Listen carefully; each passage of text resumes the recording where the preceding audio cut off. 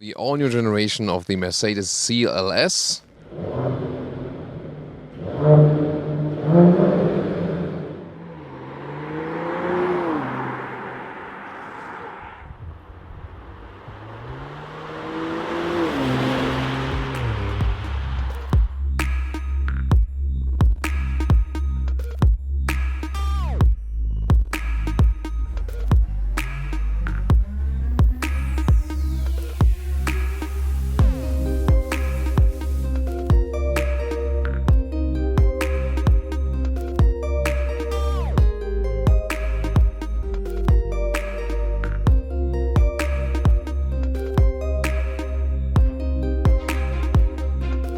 First of all, the front grille, it opens to the lower side. That's like with the Mercedes-AMG GT.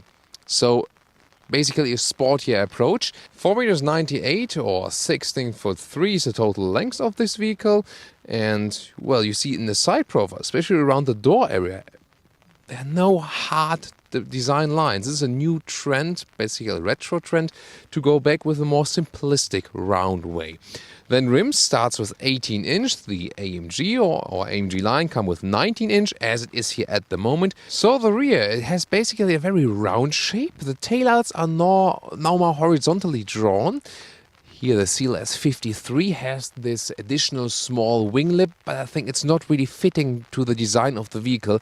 This vehicle looks better when it looks like a raindrop from the rear as a whole. So this is also a main difference to the Audi A7. Here you flip the logo and then you have a separate trunk. The A7 has this concept with a huge hatch to open, and you can see you are limited in height. Just in length, you can put some, cabin trollers here or backpacks. We have put some luggage inside. You can see how much it can actually take.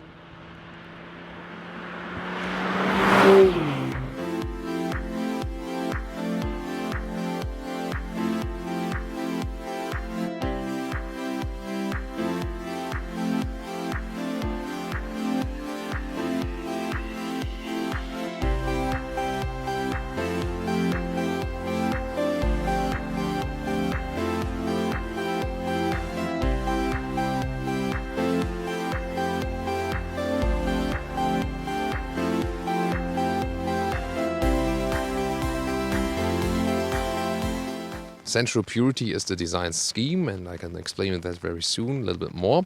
We start first with the seats. In all CLS variants, they come standard with a fabric leatherette mix, fabric inside, leatherette outside. That's really nice. And the AMG line, it is then Dynamica microfiber inside and leatherette outside. And in this test vehicle, it's the optional full animal skin, which is a lot firmer to sit on. You sit relatively low and flat, and well, you can basically compare it indeed also with the E-Class. You can electronically adjust the steering wheel here. That's a good comfort feature. By the way, the A7 does not have that. That's really funny, right? Headroom wise is, well, I have the seat a little bit pumped up higher, that I have a better seating angle, but also with this small glass roof here, I'm 1 meters 86 or 6'1", and I'm almost touching the ceiling with my head. So while I present you the interior overview, I make this multicolor animation that it runs through the different colors, and wow, so well done with those turbine vents. I think they're beautiful, but some others don't like it. But I think it's great that they have the lights here inside and the ambient light below that line, and wow, really a lot to look at. Definitely a cockpit with a wow effect. So when you have it all digital in here, it's very interesting. You can have those two thumb controls here for the left thumb, for example. You have a home button where you can change, from trip or GPS commands and stuff. And then you can easily set it up while driving. I think it's a quite nice idea. Also able to change the design from sport to classic here or to so-called progressive, different possibilities. And also then the command for the Distronic, the ACC, is now at the steering wheel with the left thumb. Then if we go to the right side, you also have this trackpad which you can press basically to select something, or just scroll, and then in the right screen you can zoom in and out. It's available now for S-Class and E-Class, and it will also be the same for new even for the new Mercedes Sprinter and the top GPS trim level for the new A-Class and stuff. And I just discovered I even had the seat in the lowest position, but then I can hardly put my feet underneath it. Seating-wise from the knees, it's still okay with those gaps here, but then headroom-wise, it's really catastrophical. So this is probably the car with the most room on the interior wasted. It's a very long vehicle.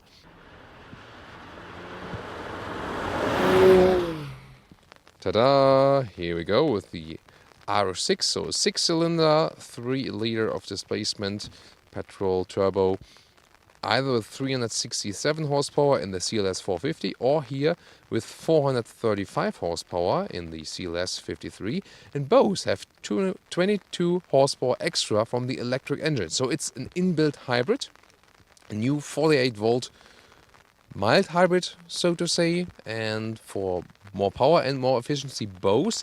We have seen other manufacturers do that now. We will also compare the consumption to the Audi A7 we have tested recently. And there will also be 2 diesel engines, 3-liter as well, 286 horsepower or 340 horsepower. So now we found a spot which is not so wet, just a little bit, for our dynamic driving mod. That's great. And we go to the sport mode. And let's see, I mean, you do lose some comfort due to the suspension with the AMG setup, but you gain this here, this absolute control of the car, natural driving feeling, shifting down with this 9-speed MCT, some multi-clutch technology.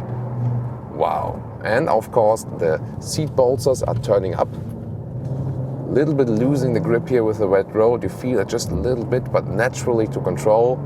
And suddenly this rather long and somehow bulky car feels super agile and fast to control, and is of course super fun. You do feel the weight still.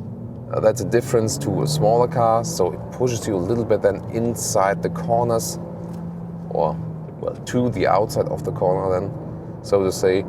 You have this rear wheel bias from the all-wheel drive. You're not only with the rear wheel drive then, so also torque is distributed to the front wheels, but it still remains this rear wheel bias. And wow, I'm riding actually quite fast here and great corners, so smooth this whole transition here. We also have a good tarmac surface here.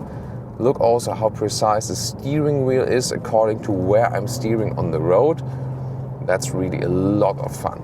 And those active seats help me when the side bolsters are pumped up where I'm actually going to.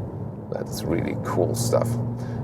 We also, by the way, let's use this straight to show you something here, because we also have this telemetry system. That is pretty interesting. So you can also see the speed right there. And also those telemetry for the acceleration, so you can do some fancy race stuff if anyone will ever go to the racetrack with this vehicle. That's really funny. Wow, now we're going up there to the fork. Pretty neat surrounding here also. I really like this landscape. Great control from the steering wheel again. The sound is somehow subtle, so it's not too much, but as we shown you earlier, when you are in the basement garage and then go on the throttle in the Sport Plus mode, then you still hear enough of that for sure. There is also this Sport Plus mode available, but when the road is a little bit slick as it is here now, it's definitely good to still have some electronic stability support from the EC. So you have to be careful with that. The sports mode is already giving you a little bit more freedom, but it's not that harsh then. So that's still quite good. Wow, that looks pretty fancy here. And I can tell you guys, I'm having a lot of fun. Indeed, you can, from the driving dynamics wise, you can compare it to an E43. Exterior it is a little bit sharper, at least in front and rear, but the side is actually quite round and actually timeless. You can still see it is a CLS, I think. It is based on this E-Class platform, and you can see that also, especially on the interior. The interior still very sensual, has this wow effect. Very nice, for example, with the ambient light, with the temperature that is, that you can see that in red and blue, depending on the temperature you are choosing. That's a really nice emotional effect. And also enough of sustainable seating surfaces available like that too. Then driving-wise, really comfortable and sovereign as we know it from the CLS. I think the difference to the previous generation is not super huge. Existing customers will still realize it's their CLS. But as we have told you, some tweaks here and there, especially technology-wise. The lights, for example, which are updated, and also a lot of the infotainment system for sure with this dual screen setup in the optional way. And you can very well also control that while driving. In driving, still a very sovereign car.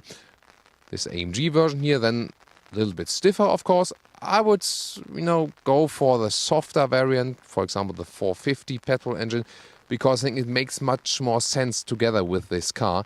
And if you then compare it with the all-new A7, I think the A7 somewhere has a sportier touch. Really makes you want to drive the car. This one here is more relaxed and you are being driven by the vehicle. That's, the two different focuses of those vehicles.